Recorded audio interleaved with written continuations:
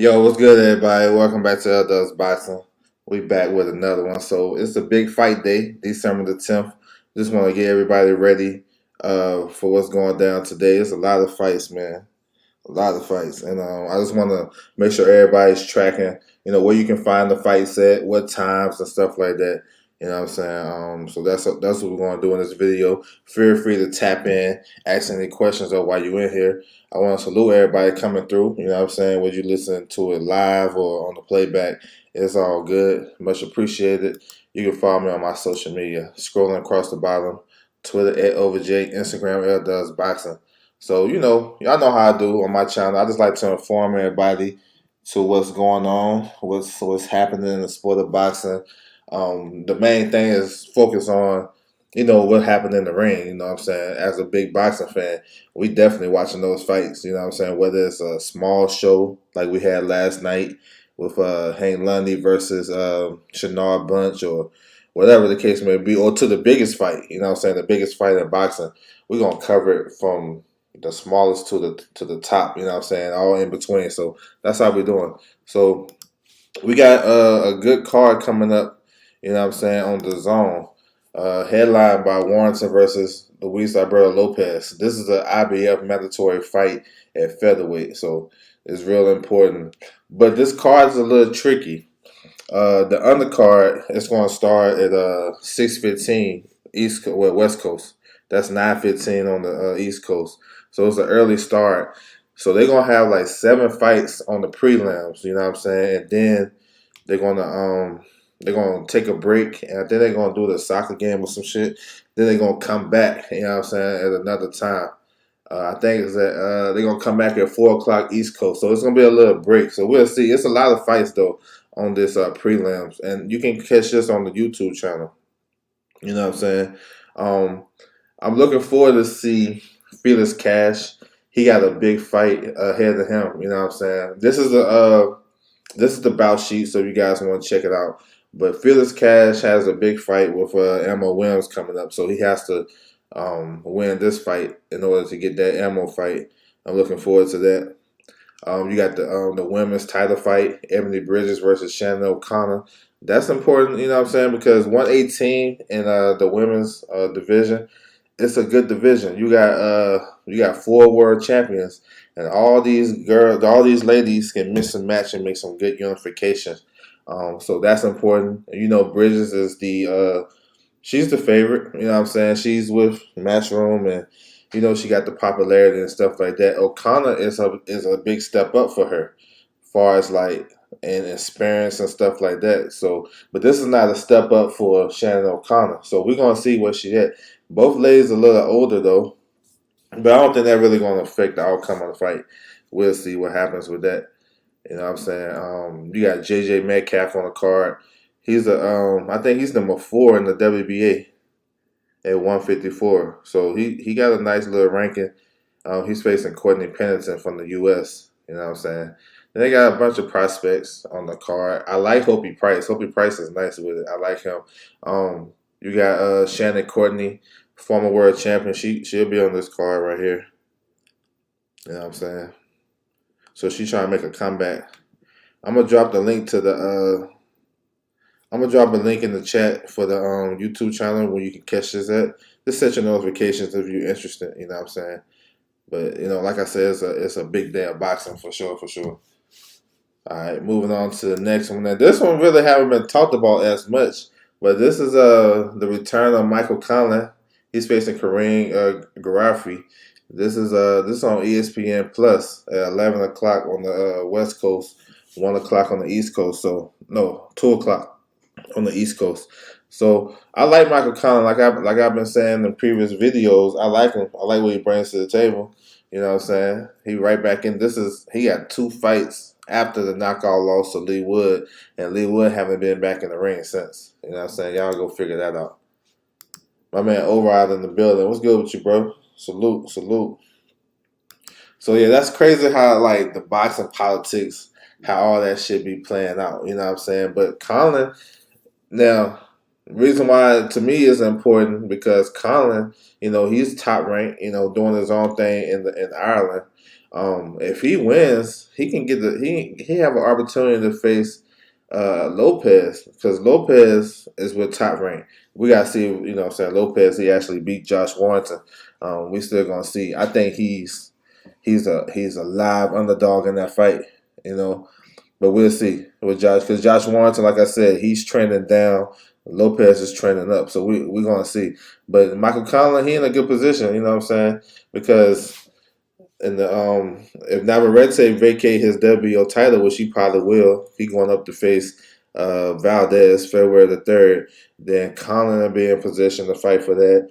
And Conlan he got a good name in and around those divisions, so it's definitely an important fight, under the radar fight too. They'll be on the same schedule. You know what I'm saying? If Lopez and Conlan wins, I can see Lopez making that first title defense.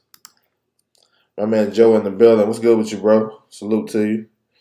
He's saying Conlan was winning. Yeah, he was winning. Yep. He was winning. That was a good fight. That knockout probably. I mean, that knockout was crazy. The drama of that last round was crazy. Because I thought Conlan was dominating. He dropped Lee Wood early in that fight, and I thought he was. Then he started to slow down. You know what I'm saying? I seen Lee Wood get back in the fight, and then he stopped him. That was crazy. That was dramatic. You know what I'm saying? But yeah, so yeah, make sure if you guys. He said you think they'll ever get a rematch. I don't know, man. I don't know. I think it's deserve a rematch, honestly, but probably won't happen unless both guys got some type of like a world title at stake or something like that. I like to see a rematch, bro. Like real talk, but you know how boxing works. But yeah, catch this on ESPN Plus today. Should be some pretty good action. I know we'll have the zone card going on, but man, you know how this shit is with boxing. We do stuff simultaneously, you know what I'm saying, at the same time. If you guys into that, I ain't pushing nobody to do that. That's just what I do, you know what I'm saying, just to stay in tune. And you can always go back and watch these fights, you know what I'm saying? So it ain't like in the dark ages no more where if it come on Saturday, we ain't gonna be able to see it no more unless it jump on YouTube a month later. Nah, it ain't like that no more. So you can always stay in tune what's going on because even on like Twitter or Instagram, you're gonna see the highlights and shit like that. And the zone, they good for this when they do their highlight package and they just a recap and they put it on YouTube. They should damn near show the whole card. You know what I'm saying? So you ain't gonna really miss nothing. So yeah, that's what it is. All right, moving on.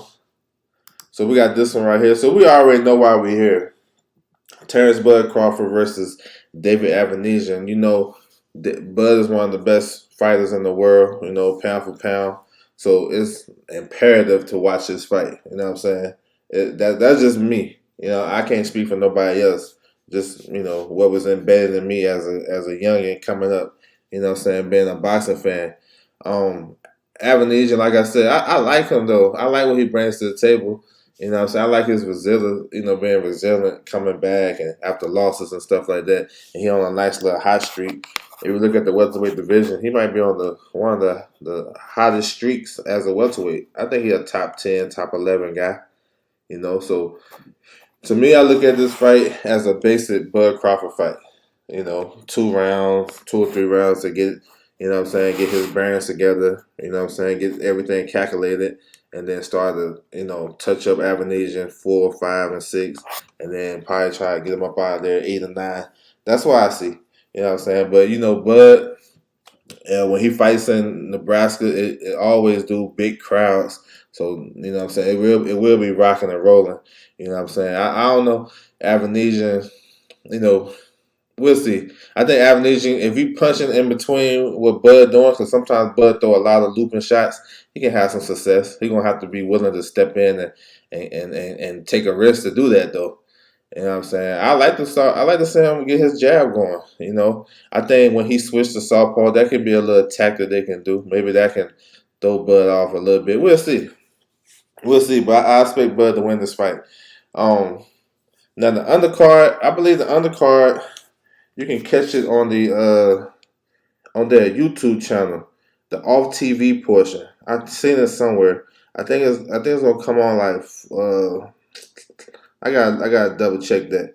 You know what I'm saying? Give me 1 second. But I think you can catch it on their YouTube channel. To be honest, there's not much on their YouTube channel. These guys haven't really been keeping it, up to date like that. So you have to come to sources like me. You know what I'm saying, to let everybody know what's going on. But um, they posted.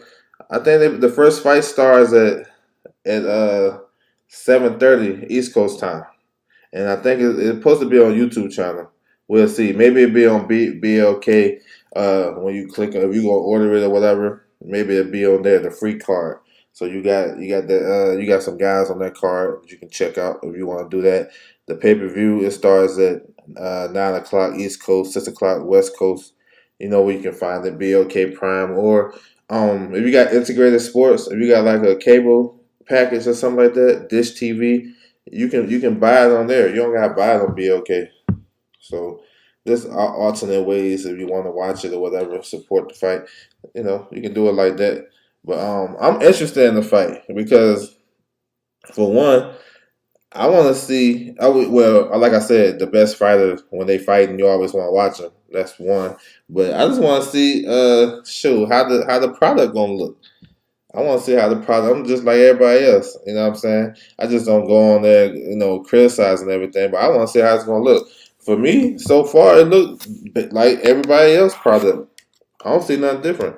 You know what I'm saying? The weigh-ins ain't, the press conference, weigh-in, all that shit look the same to me. I know the weigh-ins was everything. Only thing difference, the weigh-ins and the press conference was closed to the public. So a lot of what you seen was just like family members and the members of the team. You know what I'm saying? So if you guys was into that, but we're gonna see though. You know what I'm saying? He said I heard Wood versus Lara coming up. That's gonna be a war. I don't think it's gonna be a war. I think it's gonna be a tactical breakdown by Wood, but we'll see. It depends what Lara want to do because he's basically tailor made for Wood, and Wood's a big puncher. So I think Lara in trouble. You know what I'm saying? I'm going against the grain. I know Lara is a dangerous guy at featherweight, but he gonna get outboxed. He gonna get outboxed, and he gonna have to be wary. I don't think his output gonna be like that because the punching power. Lee Wood can crack. So I don't know if it's gonna be a war. It might be a breakdown. It's a reason why they picking the most dangerous guy at featherweight. They had him lined up for September. Fight didn't happen. Then they line him back up for January, February. I guess they see something on that Mikey Garcia shit. He said, Rod X in the building. What's good with you, bro? Salute to you. So, what I'm saying? We all waiting to see what's going to happen with Terrence Crawford because we want to see that Spence fight. You know what I'm saying? Spence haven't announced this fight with Keith Thurman. Those guys is quiet on that front. Maybe they get announced. Maybe it get announced tonight to steal some of the thunder. I don't know. But until they get announced, I'm holding out hope as a, glass half full boxing fan that we'll get that fight next year. That should be dope. And the way Spence be moving, I think that's what that's what he want. Just me looking at it from the outside. So we'll see. Ron Finkley in the building. What's good with you, bro? Salute to you. Salute. What's good with you? All right, we're moving on. Now we got this top rank card. Teofimo Lopez versus Sandor Martin. Some people saying it's an upset coming. I know Sandor Martin brings a good skill set to the table. You know what I'm saying? Southpaw, crafty, good counter puncher. You know what I'm saying? I actually like him on the front foot. I think he's a good fighter coming forward. So we'll see. He said, I think they're going to announce. Okay, yeah. I'll be at that card too. That's what's up. I mean, that makes sense because Spence going to be in the building. They can interview him. And that makes sense too. No, that makes sense. We'll see. We'll see. That do make more sense to announce it that day. But we'll see. I just want to see Spence back in the ring. I don't really at this point it don't matter who he fight to me. I just want to see him back because the politics. If you focus so much on the politics, It's going to ruin your appetite for the sport of boxing and why we really should be here. Like real talk, I don't think nobody that cover boxing or watch boxing or is a fan of boxing started being a fan of boxing by paying attention to negotiation. I don't think if they have, please point me to them. I want to talk to them because everybody I know they got into boxing by watching boxing or following as a kid or watching Floyd. A lot of people watch Floyd Mayweather got him in the ring, got him in boxing. So it always starts. Excuse me. It always starts and finish what's going on in the ring. That's just what. That's just me. You know what I'm saying? So we'll see. He said Sandor not looking intimidated the face off. Yeah, I see that. He got confidence. Yeah, when he fought Mikey. I mean, yeah. I mean, he's coming to win. That's why I respect about Sandor Martin taking this fight on 3 weeks' notice. He coming to win, bro. I mean, he had a spot in the WBA to fight an eliminator. He turned it down in hopes for a big fight. He got his big fight, so I expect him to come to win. I just I like Teofimo in the fight though. I think Teofimo does well with southpaws. He's more athletic. Um, I think him fighting, he's not, I think he ain't gonna have no ring rust this time because he just fought in August and he come right back in December. I think that's good for him, keep him active. I think Teofimo was much better when he was active. When he was on his run, he was always on TV fighting every 3 months or something like that. I think he need to get back into that because he's one of those twitchy fighters. He's a real twitchy and athletic type of guy. I think the more he's active, the better he gonna be. You know what I'm saying? And on Heisman night, Teofimo puts on the show. Yeah, Pacquiao trying to get back in the mix. Yeah, I ain't even paying attention to that. You know what I'm saying? I ain't even paying attention, but maybe he want to get a payday. He about to be 45 in a couple of weeks. We'll see. He got that exhibition coming up. But I like this Teofimo Lopez fight though. I think it's a good test for him, and especially at 140, which is a hot division. Jerry Big Baby Anderson coming back. Now this is perceived as a step up. He's facing Jerry Forrest, a southpaw from Virginia. Kind of like a gatekeeper type of guy in my opinion. He have up and down performances. Like he looked good against Michael Hunter in a rematch. Then he looked poor against Pulev. He looked good. He looked good against Jermaine Franklin. Then he fought Carlos Takam and looked poor. So it's like he up and down with his situation. He can't be up and down against Jerry Anderson, you know what I'm saying? Because he'll fuck around and get stopped early. I like this fight though. This is a crafty guy for Jerry Anderson, so it's a different type of look for him. He been facing he definitely got to step up his competition, being that he's been crowned as the next young heavyweight champion coming up. So I like this step. You know what I'm saying? I actually think he getting Jerry Forrest up out of there early. I don't know. I just got the feeling. I think like 3 rounds and we going to the crib. Because Jerry Forrest has a stamina issue. But I don't think it's going to... If he's not in no shape in this fight, he definitely getting up out of there. I know conventional wisdom saying maybe like 7 or 8, he'll get him up out of there. But I'm thinking early. You know what I'm saying? Because especially if he coming in with the mindset he gonna be lackadaisical. He can't be like that against Jerry Anderson. Southpaw. Jerry Anderson remind me of Boots and Jerry Anderson fight alike to me. Both of them switches. Both of them they don't have no fill out rounds. They come right. They start the fight right at it. They get right to it. There ain't no filling all around and watching and seeing what's going on. Nah, they get right to it. So they kind of remind me of each other. They even they got the same ring attire. So maybe there's something to it. But Jerry Anderson, he got like a middleweight, welterweight type of style. Throw a lot of punches, dig to the body, and he got a world class jab too. He haven't been using it as much lately. He been getting these guys up out of there, but he got a world class jab, and he's an entertainer. So I like Jerry Anderson though, what he brings to the table. I'm expecting him to get the 3rd round knockout early. PGH Big Dog in the building. What's good with you, bro? Salute. He said Slug can punch, so I like the test. Yeah, I just don't trust him in these type of fights. He too up and down for me. Now maybe he can be crafty enough to get through. I know he tough, you know what I'm saying? but we'll see. I like Jerry Anderson early. We got Xander Zayas. He got a good fight coming up, man. He facing the kid that fought Carlos Adames in his PBC debut on the Tank Davis undercard against Barrios. So that's a good look, man. I like Xander. He's like number 10 in the WBO. I think he got a top 15 ranking in the WBA, 154. So he's climbing up the ranks. It's time. I mean, this guy got what 16, 17 fights. Yeah, it's time. He's facing Alexis Salazar. You know what I'm saying? Tall guy. He's with Freddie Roach, so maybe he brings something to the table. But he like the box though, so I can see Xander trying to get at him. But I like Xander though. He got star quality. He getting better to me. I mean, I thought his last fight wasn't like the best day of him.